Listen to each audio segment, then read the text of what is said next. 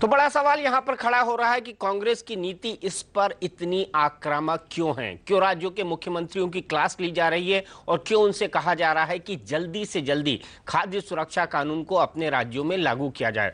हरियाणा और दिल्ली जैसे राज्यों में 20 अगस्त को यह कानून लागू हो जाएगा, यानी 1, 2, 3 होने लगेगा इन राज्यों के अंदर। इस जल्दबाजी के पीछे क्या है? संसद के मानसून सत्र का इंतजार आखिरकार क्यों नहीं किया गया?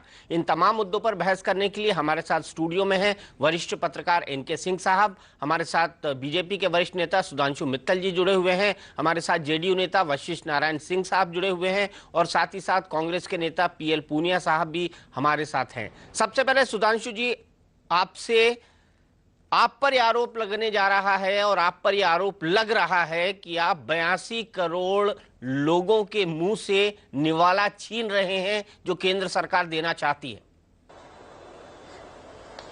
ऐसा बड़ी बड़ी बातें और बड़े बड़े आंकड़े देके सत्यता को थोड़ी हम नकार सकते हैं। इसके पीछे लोगों को निवाले देने की मंशा है या उनके निवाले खींचने की मंशा है? ये सरकार का भ्रष्टाचार इस चरम सीमा पे पहुंचा हुआ है कि इसके खर्च में भी भ्रष्टाचारी तरीके से हम पैसे कमा जाएंगे। इनकी तो ये नियत रहने वाली है। क्यों? अगर नियत साफ होती तो इस विषय पे खुल के सबके सामने बात होती, इस पे आम सहमति बनाने की कोशिश होती। इसमें सारे में इतनी कमियां हैं ना, अभी तक पीडीएस सिस्टम को कैसे सुचारू रूप से चलाना उसके बारे में कोई चिंतन है, इसका पैसा कहां से आएगा, इन सब चीजों के बारे में कोई चिंतन नहीं है। और सिर्फ जो है जल्दबाजी इसलिए करने की कोशिश हुई क्योंकि इसके पीछे नियत और नीति दोनों में खोट है। इसीलिए आप हमें कटघरे में ना खड़ा करिए, हम कटघरे में इसमें कहीं खड़े नहीं होते, क्योंकि हमारे मन में तो जनता के प्रति ईमानदारी है। आज इस शासन की विफलता, इस कुशासन की वजह से, महंगाई की वजह से, भ्रष्टाचार की वजह से जो जनता त्रस्त है, उसका ध्यान बटा के ये कहना इतना हुआ, हम 82 करोड़ का कर लेंगे। आज कैसे कर लेंगे ये तो बताएंगे ना। कब से? आज इन्होंने, आपको ध्यान होगा, बड़े फैन फेयर के साथ 6 महीने पहले कैश ट्रांसफर स्कीम की घोषणा करी थी कि इतने 52 जिलों के अंदर हम ये कर रहे हैं, वो कर रहे हैं। एक जिले में हुआ क्या? सारा प्रयत्न जो है वो कहते हैं वोट बैंक इकोनॉमिक्स का है कि आप इकोनॉमिक इशू को वोट बैंक में कन्वर्ट करने के लिए कुछ भी घोषणाएं कर दीजिए, कुछ भी कार्य कर दीजिए, उसके क्या परिणाम है, अर्थव्यवस्था पे क्या उसका फर्क पड़ने वाला है, कोई चिंता नहीं, कोई चिंतन नहीं, कोई चर्चा नहीं। लेकिन अपनी तरफ से लोगों को भ्रमित करने की कोशिश हो रही है। इसलिए हम कम से कम इस विषय में दीपक जी कभी भी कटघरे में नहीं खड़े हो सकते, क्योंकि जैसे मैंने कहा हमारे शासित राज्यों में तो ये चीज हो रही है और हम बार बार ये कह रहे हैं। आप छत्तीसगढ़ का मॉडल लीजिए, आप मध्य प्रदेश का, जहां पे जिनकी सराहना वर्ल्ड बैंक ने करी, जिनकी सराहना हर एक ने करी, उस मॉडल की अच्छी चीजें निकालिए ताकि ये व्यवस्था सुचारू रूप से चलने की स्थिति में आए। लेकिन वो करने की जगह सिर्फ ये कि जल्दबाजी में कैसे वोट बटोरने की राजनीति हम कर सकते हैं और एक इल्जाम ये लगा दे कि भाई हम लोग जो है लोगों के मुंह से निवाला छीनना चाहते हैं, और ताकि लोगों का ध्यान इनके कुशासन से बच सके, पॉइंट टेकन। सीधे चलता हूं पूनिया साहब के पास। पूनिया साहब, अपने कुशासन को ढकने के लिए आप गरीबों को 9.5 साल बाद भोजन देने जा रहे हैं। क्यों 9.5 साल बाद की बात कर रहे हैं? 2009 के मैनिफेस्टो में हमने रखा था, राष्ट्रपति अभिभाषण में इसका उल्लेख था। चलिए 4.5 साल बोल देता हूं। सरकारों को लिखा गया नहीं, तो मैं बता रहा हूं। तो 2009 में राज्य सरकारों को लिखा, फिर जब सहमति बनी 2011 में कैबिनेट से पास हुआ, स्टैंडिंग कमेटी को भेज दिया गया। स्टैंडिंग कमेटी ने 1 साल लगाया और मार्च 2013 में ये पार्लियामेंट में पेश कर दिया गया। और फिर उसके बाद सेशन चलता है और सेशन में चर्चा नहीं होने देते, क्योंकि मालूम है कि ये एक अच्छा आम आदमी को, गरीबों को राहत पहुंचाने, 82 करोड़ लोगों को राहत पहुंचाने का ये प्राविधान है। और जल्दबाजी की कौन सी बात है? भाई हमने मैनिफेस्टो में रखा अगले 5 साल में कौन कौन वादे पूरे किए जाएंगे इसका उल्लेख मैनिफेस्टो में होता है, तो हमने किया, तो इसमें कौन सी बात है। जहाँ अगर अध्यादेश की बात है और जल्दबाजी की बात है कि कांग्रेस पार्टी के नेताओं को, मुख्यमंत्रियों को बुला के उनको क्लास लेके कर दिया, तो हम ये जानना चाहते हैं कि इस ऑर्डिनेंस में 6 महीने की लिमिटेशन रखी है कि 6 महीने में राज्य सरकारें इस पे व्यवस्था करेंगी, व्यवस्था करके उसमें मैकेनिज्म एस्टेब्लिश करेंगी और बेनिफिशरीज का आइडेंटिफिकेशन करेंगी। तो दूसरे राज्य हैं जहां कांग्रेस पार्टी की सरकार नहीं है, उनको कौन रोकता है, वो भी कर लें। और जहां तक कहा छत्तीसगढ़ मॉडल और इसका मॉडल, भाई केंद्र सरकार से तो अन्न खाद्यान्न ये मिलता है, आप उसको किस तरह से बेहतर तरीके से कोई सप्लीमेंट करके अगर कोई योजना चला रहे हैं तो आपका स्वागत है। तो इसमें कोई ढिंढोरा पीटने की क्या बात है। आप छत्तीसगढ़ में कर रहे हैं, कोई अच्छा काम कर रहे हैं, तो इसका मतलब है कि पूरे हिंदुस्तान भर में उसको छोड़ दिया जाए।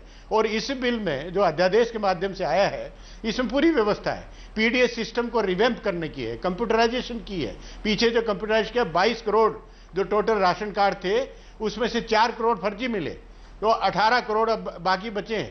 तो स्टोरेज कैपेसिटी आज 85 मिलियन मेट्रिक टन की है। जो पैसे का प्राविधान किया गया 1,24,000 करोड़ की टोटल सब्सिडी का अमाउंट होगा, ये उसमें उल्लेख किया गया है। लेकिन पहले से पिछले सालों से कि 90,000 करोड़ की सब्सिडी पहले से ही है। 10,000 करोड़ सब्सिडी का प्राविधान इस बजट में किया गया है फूड सिक्योरिटी बिल के इंप्लीमेंटेशन में, तो कोई दिक्कत नहीं है। 23,000 करोड़ रुपया अतिरिक्त जो 5,65,000 करोड़ का हमारा जो बजट है, प्लान बजट है, उसमें बहुत मामूली है, उसमें से व्यवस्था की जाएगी और करा जाएगा। 13-14,000 करोड़ रुपया अतिरिक्त निकाला जा सकता है। तो मैं समझता हूं कि कांग्रेस पार्टी आम आदमी के प्रति समर्पित है, उनके हित के प्रति समर्पित है।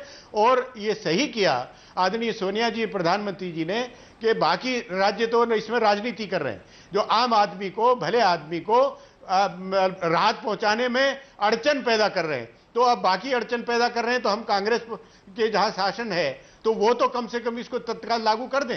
ऑर्डिनेंस कहता है कि 6 महीने में इसको लागू किया जाएगा, तो 6 महीने में तो लागू किया ही जाएगा। लेकिन बड़ी बात यह है कि क्या संसद में ये पास हो पाएगा, और तब आपको जरूरत लगेगी वशिष्ठ बाबू की, उनकी पार्टी जनता दल यूनाइटेड की, जो ताजा एनडीए के अंदर अभी छोड़कर अलग हुई है। वशिष्ठ बाबू, क्या Janata Dal United food security bill के साथ खड़ा हुआ है? आप उसके पक्ष में संसद में वोट देंगे?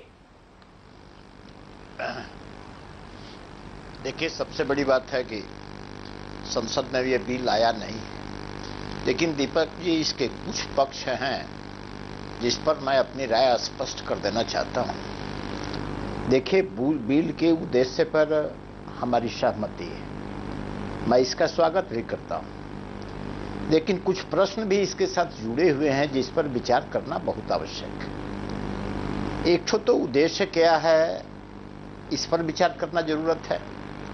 कौन सी प्रक्रिया अपनाई गई है, इस पर ध्यान देने की जरूरत है। तीसरा, सिस्टम पर ध्यान देने की जरूरत है।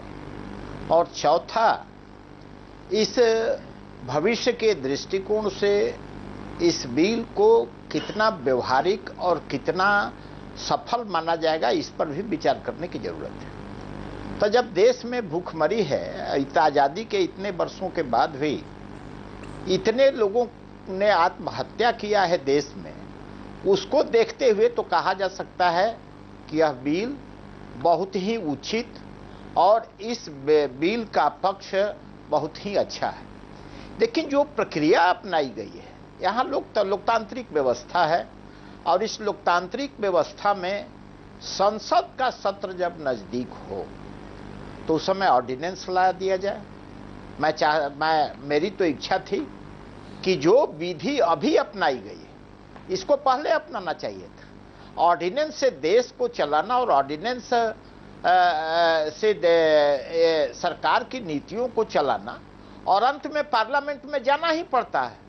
तो इसको चाहिए था पार्लियामेंट में बहस, और जबकि संसद का सत्र बहुत ही नजदीक हो, तो इस समय इसको लाने का मतलब थोड़ा सा लगता है कि संसद की मर्यादा के साथ भी ये न्याय नहीं हो रहा है। मैं उसके उद्देश्य के समर्थक होते हुए भी जो प्रक्रिया अपनाई गई है उससे असहमत हूं। लेकिन इस देश में इतनी बड़ी आबादी यदि अन्न के अभाव में और भूख के चलते मर रही है तो ये जब भी बिल आएगा देश के लिए बहुत अच्छी बात होगी। तो वशिष्ठ बाबू, मतलब आप समर्थन में वोट करेंगे कि आप समर्थन में वोट करेंगे? ये सवाल तो पार्टी तय करेगी। लेकिन नहीं, हाँ, ये पार्टी तो तय करेगी, लेकिन मैं इतना जरूर कह सकता हूं कि इस बिल के समर्थन के पहले आने वाले भविष्य में भारत की आर्थिक स्थिति पर क्या प्रभाव पड़ेगा, इस पर गंभीर चिंतन करने की जरूरत है। और इस पर भी चिंतन करने की जरूरत है कि अभी जो पीडीएस के माध्यम से बड़े पैमाने पर जो वितरण प्रणाली स्थापित की गई है उसकी स्थिति क्या है, इसको नजर में रखने की जरूरत। चलिए आएंगे, इस बहस पर आएंगे, यह भी देखना है, इस बहस पर आएंगे वशिष्ठ बाबू, इस बहस पर आएंगे क्योंकि हमारे पास बहुत वक्त है, हम पॉइंट बाय पॉइंट चलते हैं। क्या सरकार के लिए संसद में इसे पास करा लेना आसान होगा? एनके सिंह साहब। मुझे लगता है इसमें कोई दिक्कत नहीं होगी। जिस तरह से कांग्रेस अपने गवर्नमेंट, स्टेट गवर्नमेंट से कह रही है, आप देखेंगे इसका इलेक्ट्रीफाइंग इफेक्ट होगा। जैसे ही गोदाम खोले जाएंगे और 1 रुपए, 2 रुपए, 3 रुपए अनाज बिकना शुरू होगा, और वो भी एपीएल बीपीएल का कोई भी क्राइटेरिया नहीं रहेगा, सीधा है कि 67% या 82 करोड़ लोगों के लिए वो गोदाम खुलेगा। कांग्रेस रूल्ड स्टेट्स बड़े राज्य हैं, अगर वहां खुल जाता है तो इसका इलेक्ट्रीफाइंग इफेक्ट होगा और इमीडिएटली कोई भी पॉलिटिकल पार्टी इससे बैकआउट नहीं करेगी। हाँ, जेन्युइन सजेशंस दे सकती है, जो कि है, इस बिल में कुछ खामियां हैं, लेकिन इस बिल में खामियों की वजह से ये बिल ना पारित हो, मुझे लगता है कि किसी भी प्रजातंत्र में इतना भोंडा मजाक कोई जनता के साथ नहीं हो सकता। कोई पॉलिटिकल पार्टी जो चुनाव में जा रही वो एफोर्ड नहीं करेगी। आज बीजेपी भी कह रही है कि ये चुनाव के लिए किया जा रहा है, बिल्कुल सही है, कांग्रेस ने चुनाव के लिए किया है, लेकिन गरीब के मुंह में 82 करोड़ लोगों के मुंह में अनाज जाए और चूहे के पेट में न जाए, क्या इससे बड़ा प्रजातंत्र कोई हो सकता है? आज आप देखिए, मुझे लगता है कि दोनों जो डिस्कोर्स अभी आपने देखे हैं तीनों लोगों के, मुझे लगता है एवरेज लॉजिक है, पैराडॉक्स है उसमें। जैसे पुनिया साहब ने कहा कि साहब 95 करोड़ हम दे रहे थे, 10 करोड़ ऑलरेडी बजटरी प्रोविजन था। फैक्ट यह है कि सिर्फ आपको 10-15 करोड़ एक्स्ट्रा, 1000 करोड़ एक्स्ट्रा देना था। इसके लिए आप 4.5 साल तक इंतजार करते रहे। फिस्कल डेफिसिट आपका बढ़ जाएगा। इससे कहां इलॉजिकल हैं आप?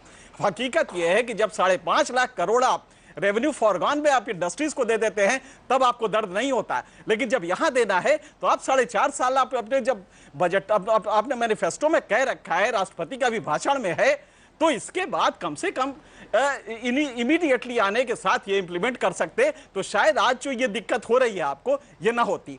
दूसरा ये है कि ये गेम चेंजर जो आपने अभी कैप्शन दिया है, सच बात यह है कि अगर प्रॉपरली इंप्लीमेंट हो गया इवन कांग्रेस रूल्ड स्टेट्स में, तो ये गेम चेंजर इसलिए होगा कि पहली बार जनता को सब्सिडाइज्ड फूड मिलेगा, और वो भी तब जबकि आज आपके पास 88 मिलियन टन आपके बफर स्टॉक में है।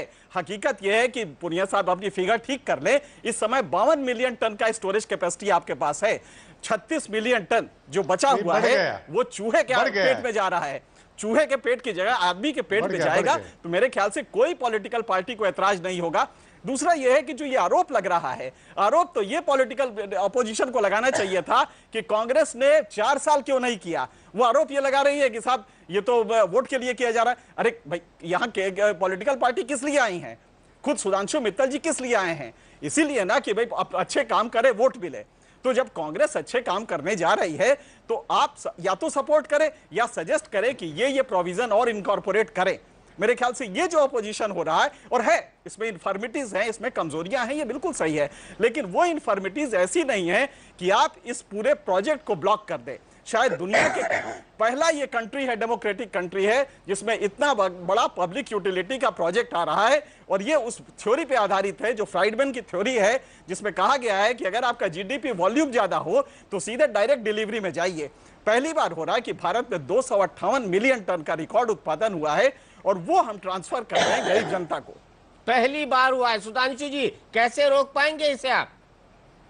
सरकार ने गेम चेंजर प्लान लाया है इस बार। मैंने कहा है कि ख्याली पुलाव बनाने से चीजें गेम चेंजर होने लगती तो फिर क्या बात थी। आज तक का सरकार का रिकॉर्ड आप सबके सामने, मुझे कुछ कहने की जरूरत नहीं है। इस सरकार ने भ्रष्टाचार में नए कीर्तिमान बनाए हैं, और जहां तक प्रशासनिक क्षमताओं का सवाल है, आज तक सरकार के आचरण में और कार्यशैली में कुछ ऐसा नहीं है। नहीं सुधांशु जी, पुराना रिकॉर्ड बजा रहे हैं। सवाल ये है कि मनरेगा भी इम्प्लीमेंट हुई है, भले से करप्शन के साथ, और बहुत अच्छा हुआ है, और उसी ने यूपीए 1 को यूपीए 2 में कन्वर्ट किया। मनरेगा की भी कहानी सुन लीजिए। नहीं, आज आपने इस तरह की दिक्कतें आती हैं, फॉर्मेटिव स्टेज में प्रोजेक्ट की दिक्कतें आती हैं, लेकिन उसको आप रोक नहीं सकते। उसके बेनिफिट आप देख रहे हैं सुधांशु जी, आप तो लॉजिकल हैं। उसके दीपक जी हमको भी मौका दीजिए। दीपक जी मैं आ रहा हूं पुनिया साहब, इसके बाद आपके पास ही आ रहा हूं। बोलने दीजिए। आप एक बेसिक उसूल समझ लीजिए। पॉपुलिस्ट होना और वेलफेयर स्टेट के उत्तरदायित्व को निभाना दो अलग अलग चीजें होती है। इसमें सबसे क्रिटिकल चीज होती है कि जो सोच है और उसकी जो कार्यान्वित करने की क्षमताएं हैं, उन चीजों के अंदर एक ईमानदारी और एक मिसमैच नहीं होना चाहिए। आप नरेगा की जो बात कर रहे हैं, नरेगा का आज हाल क्या है वो हम सबको पता है। आपको नहीं पता तो किसी शहर में चले जाओ, किसी भी गांव में जाके देख लीजिएगा, बिहार के आपको अपने आप अंदाजा हो जाएगा कि उसमें भ्रष्टाचार और उसकी वजह से डिस्कंटेंट और उसकी वजह से पलायन कितना हो गया, इसका भी अंदाजा ले लीजिएगा। और आज जो भी आपको करना है, ये सारी चीजें वेलफेयर, कोई इसमें मैंने जैसे अभी बात हो रही थी कि गरीब के मुंह में नवाला जाए, इसको कौन मना कर सकता है, या इसको कौन कह सकता है कि गरीब के मुंह में नवाला नहीं जाना चाहिए। लेकिन उसकी व्यवस्था करिए क्या, या लूट खसोट का अड्डा बनने वाला है। व्यवस्थाएं जो है, प्रशासनिक व्यवस्थाएं अगर अपनी जगह नहीं है तो माफ करिएगा, भ्रमित करके लोगों का वोट बैंक की राजनीति कर सकते हैं, लेकिन इस तरह के सोशल सेक्टर स्कीम्स का अगर आपको करप्ट एंड लेके जाना है तो इससे नुकसान ज्यादा होने वाला है, डिस्कंटेंट ज्यादा बढ़ने वाला है। और हम बार बार क्या कह रहे हैं, इसके विषय में चर्चा करिए, बातचीत करिए, इसको अच्छा करा जाए।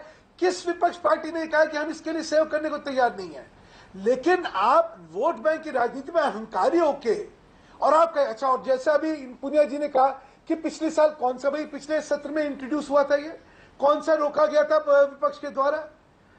आप ईमानदारी से चीजों की बात करिए। अभी आपने जेडीयू नेताजी से सुना कि भाई आप क्या प्रक्रिया भी नहीं करें। सेशन होने वाला था जुलाई में, सेशन को आपने पोस्टपोन कर दिया, आप अध्यादेश लेके आ गए। ये कोई तरीके भी तो होने चाहिए कि नहीं होने चाहिए। अगर आपको देश हित में करना है तो देश में आम सहमति बनाने की भी जरूरत पड़ती है, ऐसा नहीं है।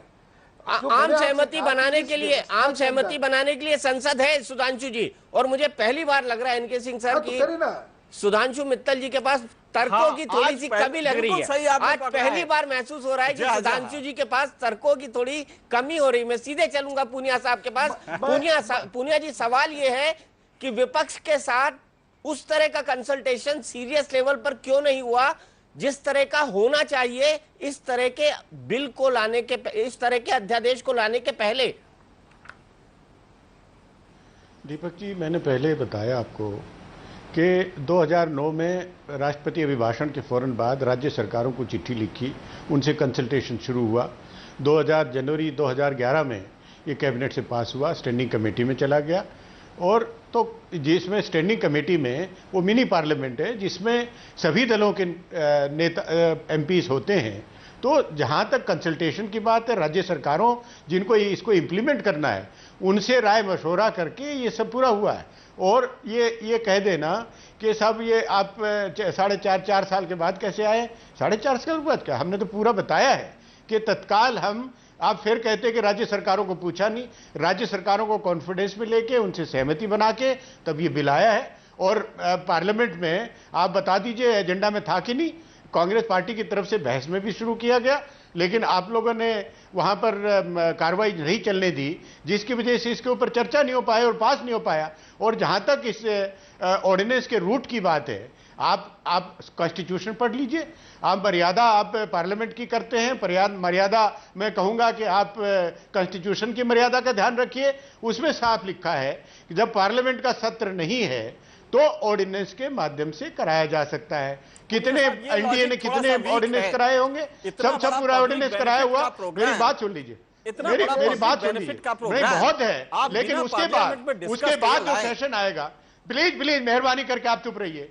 जो पार्लियामेंट जो आएगा, सत्र आएगा, उस सत्र में डिस्कशन होगा, वहां पर अगर कोई आप विचार रखेंगे तो वो विचार रखिएगा, उसमें ऑफिशियल अमेंडमेंट की भी गुंजाइश है तो वो ऑफिशियल अमेंडमेंट किया जाएगा। तो जहां तक कंसल्टेशन की बात है, जहां तक आगे ओपन है, जो गरीबों को निवाला मिले 82 करोड़ का, इस पे कोई समझौता नहीं है। मैकेनिज्म में सुधार करने में, जो डिलीवरी सिस्टम के सुधार करने में, उसमें कोई सुधार उसको कहा जाएगा। आप कहते हैं कि छत्तीसगढ़ मॉडल बहुत अच्छा है, तो छत्तीसगढ़ है तो ठीक है, लेकिन पूरे हिंदुस्तान भर में अगर लागू करें तो ठीक नहीं है।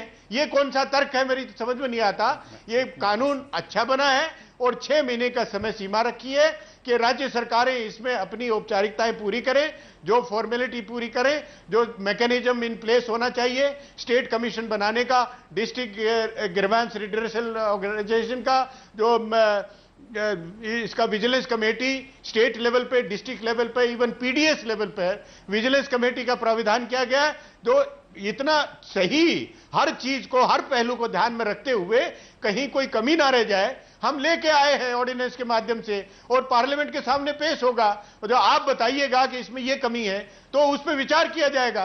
तो इसमें इतना जो जनमानस को लाभ पहुंचाने का है, 82 करोड़ जनता को लाभ पहुंचाने का है, उसमें इस तरह की अड़चने पैदा करना, उसमें इस तरह से खिल्ली उड़ाना, मैं समझता हूं कि किसी तरह से भी उचित नहीं है। उचित होगा कि इसमें बताएं कि हम स्वागत करते हैं और इसमें जो कमी है उसमें सुझाव दें, उस सुझाव पर विचार किया जाएगा, तब ये ठीक है। वरना ये सही मैं कह रहा हूं, एनके सिंह साहब ने जो कहा कि इसको कांग्रेस पार्टी के राज्यों में ये लागू हो जाएगा, जब पूरा अन्न खुल जाएगा, सबके घर घर तक पहुंचेगा, तो दूसरी स्टेट्स पे जहां पर राज्य दूसरी पार्टियों के राज्य हैं, क्या उनके ऊपर दबाव नहीं आएगा? तो इसलिए जरूरी है कि पार्लियामेंट का सत्र आए, उससे पहले हर राज्य को पूरी अपनी कार्रवाई कर लेनी चाहिए, पूरी प्रक्रिया बना लेनी चाहिए, जो मैकेनिज्म इन प्लेस है उसको बना लेना चाहिए और बेनिफिशियरीज का चयन कर लेना चाहिए। ये मेरी राय है। एनके सिंह साहब, सवाल उठता है कि अध्यादेश का रूट क्या ठीक था? नहीं पुनिया साहब, एक चीज थोड़ा जो आपके लॉजिक में जो इन्फॉर्मेटिव है वो ये है कि टैक्टिकली आपने बहुत इसको सही नहीं किया। आप मार्च में जब ये बिल पार्लियामेंट में इंट्रोड्यूस किए तो ठीक उसी दिन आप लोकपाल बिल भी इंट्रोड्यूस करते हैं।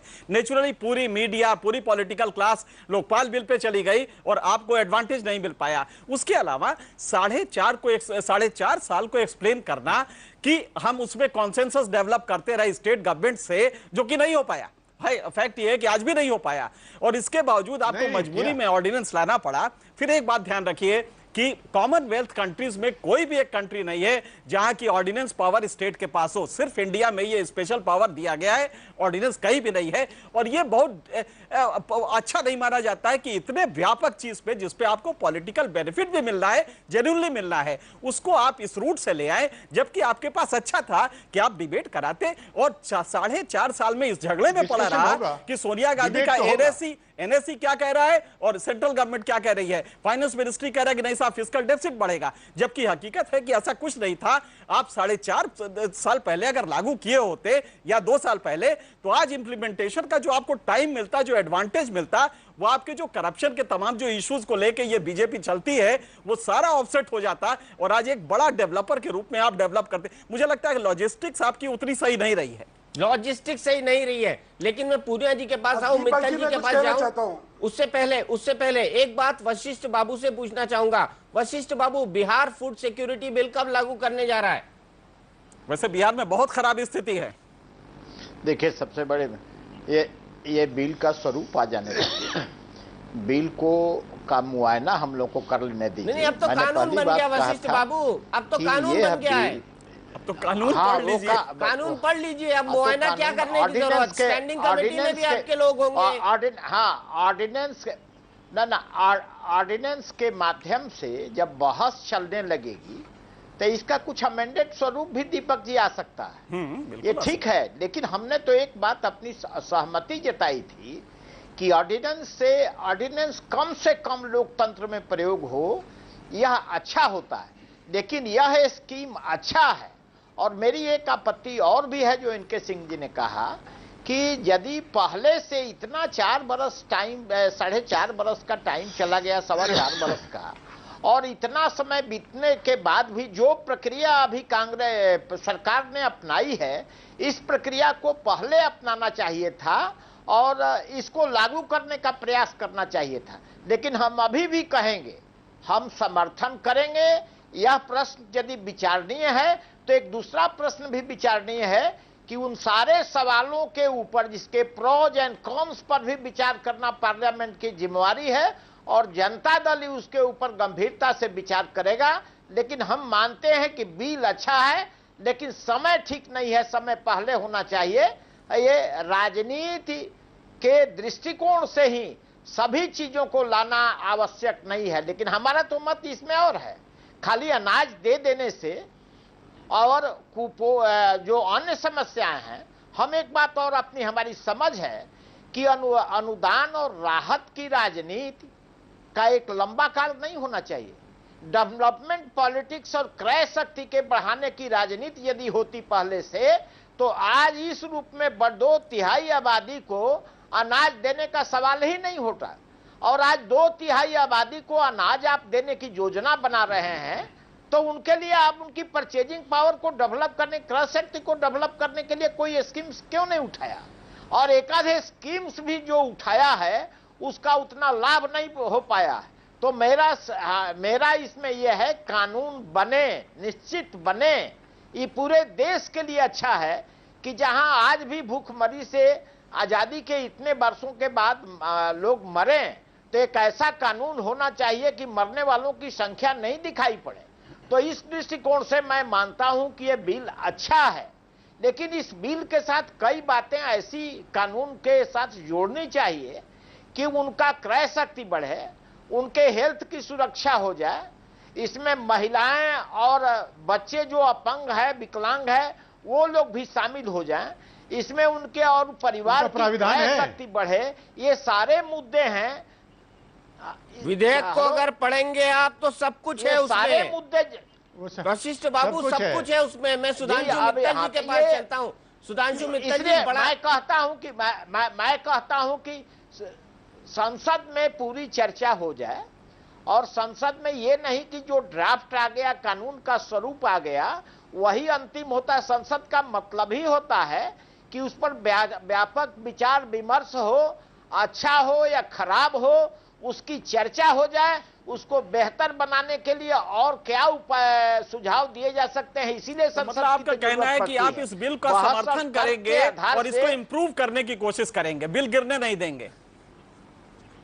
मैं दीपक जी कुछ कह दूं? एक मिनट सुधांशु जी, क्लैरिटी आ जाए जनता दल यूनाइटेड की। नहीं, पार्टी तय करेगी। उसमें हम गुण दोष के आधार पर अपना निर्णय लेंगे। मतलब सिद्धांततः हमारी पार्टी की सिद्धांततः आप इस बिल के खिलाफ नहीं है, इस बिल को गिरने नहीं देंगे सदन में? सिद्धांततः इसके खिलाफ नहीं है, लेकिन और इसके कई पक्षों को भी हम देखने का प्रयास करेंगे, यानी तब इस पर अपनी राय बनाएंगे। यानी अंततः बिल के पक्ष में ही वोट देंगे? ये जरूर मानते हैं, यानी अंततः बिल के पक्ष में ही वोट देंगे? देखिए, ये सवाल तो भविष्य में पार्टी, देखिए हमारी पार्टी की कमेटी है, हमारे नेशनल, उस सवाल पर हम अपने पार्लियामेंट्री पार्टी में इसको डिस्कस करेंगे। और तब चूंकि उसके लिए मैं अधिकृत व्यक्ति नहीं हूं, उसके लिए पार्टी का हमारा बोर्ड है, सदन के मेंबर्स हैं, सबके बीच में बात हो जाएगी। उसके बाद हम अपना निर्णय लेंगे। फ्लोर पर इसलिए पूछा जा रहा है कि मुलायम सिंह की कमी अगर होती है तो आप उसको पूरा कर देंगे? देखिए, मुलायम सिंह की राजनीति से और ये जनता दल यू की राजनीति को जोड़ करके देखने की जरूरत नहीं। जनता दल यू की राजनीति उनके साथ मिलजुल करके चलने की तो नहीं है। इसलिए मुलायम सिंह क्या फैसला लेते हैं और उस फैसला के साथ हम अपने को जोड़ दें या कोई जोड़ने का प्रयास करें, यह उचित नहीं है। उचित नहीं है। चलिए सुधांशु जी, ऐसा लग रहा है कि आपके एक पुराने सहयोगी तो फूड सिक्योरिटी बिल के पक्ष में वोट करने जा रहे हैं। बहस के बाद आप क्या करेंगे? पक्ष में वोट करेंगे या इस बिल के मौजूदा स्वरूप को गिरा देंगे? दीपक जी, कुछ चीजें, कुछ तथ्य मैं और सामने रखना चाहता हूं, जिसको विचार करके फिर कुछ समझना चाहिए कि आपने अभी कहा कि तर्क नहीं है और शायद विपक्ष को कुछ कहने को नहीं है। दिसंबर 2012 के अंदर national food security bill challenges and options, ये सरकार एक पेपर लेके आती है and commission of agriculture cost and pricing जो है गवर्नमेंट ऑफ इंडिया की, वो क्या ऑब्जर्वेशन दे रही है, मैं जरा आपको उसमें पढ़ के सुनाना चाहता हूं। वो कहते हैं the bill seeks to provide subsidy food grains at 7 kg per person per month to almost 2/3 of the people of India. The annual cost of 1,20,000 crores estimated is merely the tip of the iceberg. Before unearthing the hidden estimated cost, the tip of the iceberg, it exposes the shocking leakages under the present targeted public distribution system. अब आप फिर बात समझिए, popular scheme आप vote के लिए लेके आना चाहेंगे तो ठीक है, लाइए, जनता के मुंह में निवाला जा रहा, कोई मना कर देगा क्या? लेकिन आप अर्थव्यवस्था को कहां पे क्या लेके जाना चाह रहे हैं, जहां पे कि आप खुद आप ही के, ये मेरी कोई रिपोर्ट नहीं है, ये आप ही के कमीशन की रिपोर्ट है। वो कहते हैं कि 1,20,000 करोड़ का जो आप एस्टिमेशन कह रहे हैं, it is merely a tip of the iceberg of the total cost involve. आज 60 रुपए डॉलर जो है, डॉलर की कीमत हो गई 60 रुपए की। आपका इंपोर्ट बिल कहां पहुंच चुका है, आपका ट्रेड डेफिसिट कहां पहुंच चुका है। इस समय की अर्थव्यवस्था चिरमरा के कोलैप्स होने की स्थिति में आ रही है। अगर जो हिडन कॉस्ट सामने आ गई तो क्या ये इकोनॉमी उसको बियर करने वाली है, नहीं करने वाली है, या भी ये भी कोई बनाना रिपब्लिक बनने वाला है? इन विषयों पे एक व्यापक चर्चा जरूर होनी चाहिए। पूनिया साहब से जवाब ले लेते हैं। चलिए, वैलिड पॉइंट, उसके बाद आऊंगा। एक पॉइंट सुधांशु जी, एक पॉइंट, मेरा एक चीज बस, एक पॉइंट, उसके बाद मैं फिर आऊंगा आपके पास, मैं फिर आऊंगा। 1,20,000 करोड़ का estimate, tip of the iceberg. Poonia ji, अर्थव्यवस्था को कहां ले जाएगा ये? और जबकि आपके पास भंडारण कैपेसिटी है नहीं इस बहस में। और ये सरकार की रिपोर्ट है, मेरी नहीं है। बिल्कुल है। अब मैं बात कर रहा हूं, प्लीज सुधांशु जी। तो जब आप पार्लियामेंट का रिकॉर्ड देखिए, जब लोन वेवर स्कीम आई थी, तब भी बड़े बड़े नेताओं ने खड़े होकर कहा था कि ये पैसा आएगा कहां से। जब एम्प्लॉयमेंट गारंटी योजना आई थी, तब भी यही कहा था। तो आपको यकीन दिलाना चाहता हूं, हमने बहुत स्पष्ट रूप से बताया है कि 1,24,000 करोड़ से लगभग 1,25,000 करोड़ रुपया इसमें सब्सिडी बिल है। इस समय वर्तमान में 90,000 करोड़ का सब्सिडी है करंट लेवल पे, और 23,000 कुछ बचता है, उसमें 10,000 का प्राविधान पहले कर रखा है। जो 5,65,000 करोड़ का एनुअल बजट, प्लान बजट है, उसका 15,000 करोड़ कितना बनता है? तो ये यूपीए सरकार, कांग्रेस पार्टी की यूपीए सरकार, ये पूरी तरह से सक्षम है इस योजना को लागू करने में, और जितनी भी मॉडलिटीज वर्कआउट करनी चाहिए पूरी तरह से मॉडलिटीज वर्कआउट कर रखी है।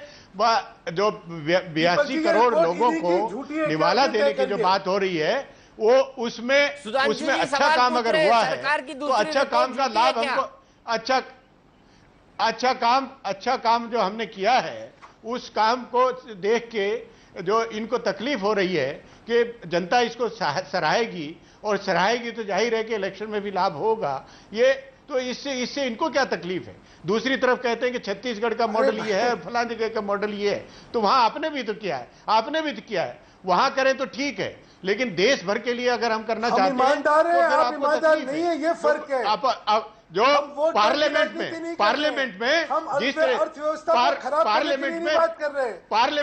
तरह से अवरोध पैदा किया, वो निंदनीय है, वो जनता के विरोधी है। आप लोग हैं, जिस तरह का स्टैंड आपने बना, जिस तरह का आपने स्टैंड लिया कि पार्लियामेंट से पास नहीं होने दिया, तो जाहिर है कि आपको आम जनता से, गरीबों से कोई लेना देना नहीं है। आप वही जो शाइनिंग इंडिया वाले वही आपकी विचारधारा है, उसी तरह चाहते हैं। जो गरीब लोग हैं, वास्तव में जो गरीब लोग हैं देहाती क्षेत्र में, जिसमें ग्रामीण क्षेत्र में जिसमें 75% लोगों को लाभान्वित होना है, ग्रामीण शहरी क्षेत्र में 50% जिनको लाभान्वित होना है, ओवरऑल 67% इसमें लाभान्वित होंगे, तो ये बहुत बड़ी संख्या है। और महिलाओं को, अभी हमारे साथी कह रहे थे, महिलाओं को, बच्चों को, उसमें न्यूट्रिशन का प्राविधान इसमें किया गया है। और जहां तक इसमें मैकेनिज्म की बात है, फेयर प्राइस शॉप्स के कंप्यूटराइजेशन और बाकी इंप्रूवमेंट की सही ढंग से लोगों के पास पहुंच जाए, डिलीवरी सिस्टम परफेक्ट हो, उसका भी इस ऑर्डिनेंस में प्राविधान किया गया है, इसकी व्यवस्था की गई है। जो विजिलेंस कमेटियां हैं, स्टेट कमीशन है, नेशनल कमीशन है। सुधांशु जी को भी सुन लेते हैं, एक पॉइंट है, फिर मैं दूसरे पॉइंट पे आऊंगा डिस्कशन के। सुधांशु जी। दीपक जी, ये वैसे ही झूठ का पुलिंदा है जैसा कि अभी पिछले सत्र के बारे में कहा। पिछले सत्र में क्या विषय था कि अश्वनी जी का और पवन बंसल जी का आप इस्तीफा करवा दीजिए और हम चलने देंगे, क्योंकि इन्होंने जो करा वो जो राजनीतिक व्यवस्था के पे कलंक है। विपक्ष ने यही तो कहा था ना कि अगर आप इनका इस्तीफा ले लीजिए तो हमें कोई दिक्कत नहीं, पार्लियामेंट सत्र चलता रहेगा। ये चलाना ही नहीं चाहते थे, क्योंकि ये झूठ का पुलिंदा सबके सामने खुल जाता। एक से तानाशाही रवैया अपनाएंगे, पार्लियामेंट को बाधित करेंगे, फिर कहेंगे कि आपने क्यों करा, आपने अश्वनी का फिर क्यों इस्तीफा लिया, आपने इस्तीफा क्यों लिया अश्वनी जी का, आपने क्यों लिया पवन बंसल जी का। अब ये प्रधानमंत्री, अगर वो लोग कौन मंत्री कब तक रहेगा, ये प्रधानमंत्री के विवेक पर, प्रधानमंत्री के विवेक पर, अपोजिशन को, सुधांशु मित्तल को, बीजेपी को कोई अधिकार नहीं है ये कहना कि कौन मंत्री कब तक रहेगा और कब इस्तीफा दिया जाएगा। ये प्रधानमंत्री का विवेक है। आप याद करिए अटल बिहारी वाजपेयी जी के टाइम में जो ममता बनर्जी उनको वापस लेने की बात थी, तो उन्होंने कहा स्पष्ट कहा ये प्रधानमंत्री के विवेक की बात है। जब जगमोहन, कमाल है। अच्छा बोलिए, आप खिसियानी बिल्ली खंबा नोचे, खिसियानी बिल्ली खंबा नोचे। आपको लग रहा है कि हमारे हाथ से पूरा निकल गया है और कांग्रेस पार्टी पूरी तरह से जनता के साथ है। जनता पूरी तरह से यूपीए सरकार के साथ में है, तो इसलिए आप खिसियाते बिल्ली खंबा नोचे वो वाली बात हो रही है। तो इसलिए ये बात मत करिए। आपने गरीबों के लिए जो निवाला देने का जो बिल था उसका विरोध किया, आपने पास नहीं होने दिया। दीपक जी हमें बोलने का तो हक दीजिए। बिल्कुल, लोकतंत्र में सबको बोलने का हक है, आप भी बोलिए। हम हाँ तो बोलने दीजिए, हाँ तो बोलने तो दीजिए, इतना शांत तो रहिए, या पहले आप कर लीजिए फिर मैं बोल लेता हूं। दीपक जी, पिछली बार क्या हुआ पार्लियामेंट में, ये हुआ कि अश्विनी कुमार का भ्रष्टाचार और पवन बंसल का भ्रष्टाचार, उसको लेकर गतिरोध हुआ। हमने कहा ये जो है ये कभी भी स्वीकार्य हो ही नहीं सकता और इनका इस्तीफा ले लीजिए और ये सारी चीजें हम लोग कर लेते हैं। लेकिन इन्होंने नहीं करा क्योंकि नियत नहीं थी। पार्लियामेंट पहले एडजॉर्न करा और एडजॉर्नमेंट के 3 दिन बाद दोनों के इस्तीफे हो गए। क्यों? क्योंकि वो इनडिफेंसिबल था, उनका जो आचरण था और उनका कॉन्डक्ट था इनडिफेंसिबल था। आप जो बात कर रहे हैं, अगर इतने पाक साफ होते, इस पर चर्चा करने को तैयार होते, जो मैं आपकी रिपोर्ट दिखा रहा हूं उस समय पार्लियामेंट में ये रिपोर्ट दिखाई जाती है, आपके पास जवाब ही नहीं होता।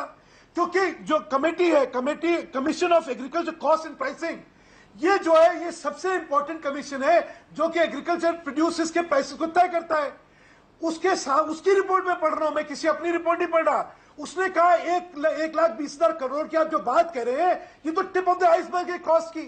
ये सारी चीजें एक्सपोज ना हो जाए, इनका इंटरेस्ट ही नहीं था पार्लियामेंट में बात करने का। चलिए अगले मुद्दे पर आते हैं। इस पर हमने बहुत डिस्कशन कर लिया। एनके सिंह साहब, क्या सरकार मई जून से पहले, मैं अभी नहीं बोल रहा हूँ अक्टूबर नवंबर में, लेकिन जब 6 महीने बीत जाते हैं, 7वें 8वें 9वें महीने में क्या चुनाव करा सकती है मई जून से पहले? बिल्कुल सही आपका ये संशय है। एक्चुअली अगर ये इम्प्लीमेंटेशन थोड़ा आगे बढ़ गया और कांग्रेस रूल्ड स्टेट में जैसे कि दिल्ली है, राजस्थान है, राजस्थान में बहुत अच्छा नहीं है पीडीएस, बिहार में बहुत अच्छा नहीं है, साउथ इंडिया में आंध्र प्रदेश और कर्नाटका में बहुत अच्छा है, छत्तीसगढ़ में बहुत अच्छा है, वाकई वो अनुकरणीय है और मुझे लगता है कि कुछ उसके मॉडल्स इसमें इनकॉर्पोरेट होने चाहिए। देखिए, जो सबसे बड़ी बात है इसमें, सिर्फ इतने ही से नहीं होगा कि आपने फूड सिक्योरिटी एक्ट किया, ये इनेबलिंग प्रोविजन है। सच पूछिए तो राज्यों को ये पूरा का पूरा कहा जा रहा है कि भाई आप अपना भी करिए और हम अपनी तरफ से ये कर रहे हैं। एक बहुत अच्छा है कि छत्तीसगढ़ का मॉडल इसमें इनकॉर्पोरेट कर लिया जाए, जो कि बिल के डिस्कशन के दौरान पॉसिबल हो सकता है। खतरा यह है कि मान लीजिए आपने अनाज दिया, गरीबों के पेट में अनाज गया, लेकिन आपका पानी अच्छा नहीं है, तो वो डायरिया होगा और वो पूरा का पूरा जो प्रोटीन न्यूट्रिशन है वो एग्जॉस्ट हो जाएगा, आपको बेनिफिट नहीं मिलेगा। इसलिए करस्पॉन्डिंग आपको 2-3 प्रोजेक्ट्स और चलाने पड़ेंगे, अच्छा पानी देने का, स्वस्थ भोजन बनाने का, ये सब चीजें उसके साथ एलाइड फंक्शन है जो कि करने पड़ेंगे इसके मैक्सिमम बेनिफिट के लिए। आपका जो मूल सवाल था कि क्या इलेक्शन प्रीपोन होगा, बिल्कुल अगर कांग्रेस इसको इंप्लीमेंट कायदे से अपने स्टेट गवर्नमेंट्स में करा लेती है, और आप याद रखिए कि ये जो बिल है ये जनता को पावर देता है कि हमें फूड की सिक्योरिटी दी जाए। लिहाजा अब सिस्टम पे स्टेट गवर्नमेंट्स इसको इंप्लीमेंट करती है, स्टेट गवर्नमेंट्स करप्ट है बाय एंड लार्ज, कुछ गवर्नमेंट को छोड़ दीजिए तो उनके यहाँ करप्ट मशीनरी है जिसकी वजह से इसका बेनिफिट नहीं मिल पा रहा है, जो संशय का कारण है। लेकिन अगर ये इनेबलिंग प्रोविजन एक जनता को पावर दे रहा है, जैसे कि आरटीआई दिया गया था और आरटीआई बहुत अच्छा चला, आज आप देख रहे हैं कि तमाम केसेस जो निकल रहे हैं वो आरटीआई की वजह से निकल रहे हैं, तो मुझे लगता है कि जनता को जब ये पावर मिल जाएगा तो एक पब्लिक प्रेशर पड़ेगा। और इस बिल में प्रोविजन है सिविल सोसाइटी का पार्टिसिपेशन बड़ा खूबसूरती से लिया गया है, एक स्टेट लेवल पे, दूसरा डिस्ट्रिक्ट लेवल पे। तो मुझे लग रहा है कि ये कारगर होगा। कमियों के बावजूद ये इतना बड़ा स्कीम है कि इसकी एलिमेंट्री कमियां जो है इसको भूल जाना चाहिए। मुझे एक ही शक है कि अगर बीजेपी ये लाइन ले लेती है, मुझे पहली बार सुधांशु जी की बात से लग रहा है कि लॉजिकली पहली बार सुधांशु जी कहीं इनफर्म हो रहे हैं, वीक हो रहे हैं। अगर आप ये कहेंगे कि इकोनॉमिक मॉडल आपका सस्टेन नहीं कर पाएगा, एक आप रिपोर्ट ला रहे हैं, इस रिपोर्ट में अभी तक 5 रिपोर्टें आ चुकी हैं, मैक्सिमम जो कहा गया है कि 2.5 लाख करोड़ खर्च होंगे, लेकिन वो वेग जनरलाइजेशन है। फैक्ट यह है कि इस समय आपको सिर्फ 15-20 हजार करोड़ ज्यादा खर्च करने पड़ रहे हैं अगर हम फूड सिक्योरिटी का जो पीडीएस में जाता है उसको ले ले तो। बिल्कुल, इसको अगर आप देखें तो सीधी सी बात है कि बहुत ज्यादा खर्च नहीं करने पड़ जा रहा। और बीजेपी अगर ये स्टैंड लेगी तो यही माना जाएगा कि ये पार्टी संभ्रांत वर्ग की पार्टी, इंडस्ट्रियलिस्ट की पार्टी है और ये गरीबों के प्रति वो भाव नहीं रखती। इसलिए मुझे लगता है कि आप अगर इसको डिनाउंस इस ग्राउंड पे कर रहे हैं कि फाइनेंशियली वायबल नहीं है, तो पॉलिटिकली अनटेनेबल आपकी पोजीशन होगी और मेरे ख्याल से जनता इसको लाइक नहीं करेगी। सुधांशु जी, बड़ा क्विक कमेंट, 1 मिनट बचा है आपके लिए मेरे पास और 1 मिनट पूनिया जी के लिए। दीपक जी, व्यवस्थाओं के बारे में चिंतन जो है ना, वो वोट बैंक से ज्यादा होना चाहिए। इसमें कोई दो राय नहीं हो सकती है कि लोगों के मुंह में निवाला जाना चाहिए, लेकिन उसके नाम पे आप कुछ भी कर दीजिए बिना चर्चा के, और जिसके कि नतीजे और दूरगामी परिणाम हो सकते हैं और जहां व्यवस्थाएं चौपट हो सकते हैं, इनके बारे में चर्चाएं होनी चाहिए, उसके बाद करा जाए। जैसा कि सिंह साहब ने कहा, कोई भी राजनीतिक दल इस बात की खिलाफत कर सकता है क्या कि लोगों के मुंह में निवाला जाना चाहिए, लेकिन नियत और नीति जहां उसके बारे में फर्क दिख रहा हो और जहां यह दिख रहा हो कि कुछ भी करके इस समय वोटें बटोर लो, चाहे हर चीज का भट्टा बैठ जाए, यह देश के लिए अच्छा है या नहीं है, इसके बारे में खुद चिंतन करिएगा। पूनिया जी, कंक्लूडिंग कमेंट आपके।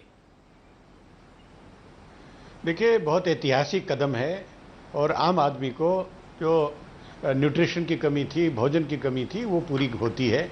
और पार्लियामेंट का सत्र आएगा, इसमें पूरा विचार किया जाएगा। जिन दलों को कुछ कहना है, कुछ आपत्ति है, कुछ सुझाव है, उस पर विचार किया जाएगा। तो ये अच्छा कदम कि शुरू से ही आलोचना नहीं करनी चाहिए, शुरू से नहीं करनी चाहिए। वशिष्ठ बाबू, बिहार कब लागू करेगा? देखिए, मेरी धारणा है कि मानव विकास के अन्य जो सूचकांक हैं उसको भी इस बिल के साथ जोड़ यदि दिया जाए तब यह ज़्यादा व्यवहारिक और प्रभावकारी बिल होगा। लेकिन और मैं मानता हूं कि डेवलपमेंटल पॉलिटिक्स गरीबों के लिए इसके साथ जोड़ करके यदि बात किया जाए तो ये बहुत अच्छी बात होगी। और हमने तो बिहार में गरीबों का अलग अलग स्कीम्स चलाने का, निर्धनता रेखा के नीचे जो रहने वाले हैं अलग अलग स्कीम्स चलाया है, चाहे शिक्षा का मामला हो, चाहे आवास का, अन्य कई तरह का हम लोगों ने स्कीम चलाया है। और हम भविष्य में इस तरह के बिल आते हैं तो गरीबों के पास तो हम पहले से जाने का काम कर रहे हैं। और अब इस बिल को भी हम चाहेंगे कि यदि यह बिल पारित हो जाता है तो इसका लाभ बिहार के वो गरीब लोगों को भी मिले, उसके साथ राज्य के की ओर से उनके विकास के लिए और भी उपाय जो होंगे उसको करने का प्रयास करें। तो चलिए सुधांशु बाबू, एक सहयोगी तो गए आपके, ये गए सरकार के पाले में क्योंकि ये इंप्लीमेंट करने जा रहे हैं और कैटेगोरिकल है अपने स्टैंड के अंदर कि क्या संकेत दे रहा है जनता दल यूनाइटेड। लेकिन चुनाव की आहट 6 महीने पहले नहीं, 6 महीने कम से कम 6 महीने तक नहीं आएगी, क्योंकि अभी कांग्रेस इस बात का विश्लेषण करेगी कि आखिर फूड सिक्योरिटी बिल का फायदा आखिरी आदमी तक पहुंच पा रहा है या नहीं। इंडिया न्यूज पर खबरों का सिलसिला लगातार जारी है।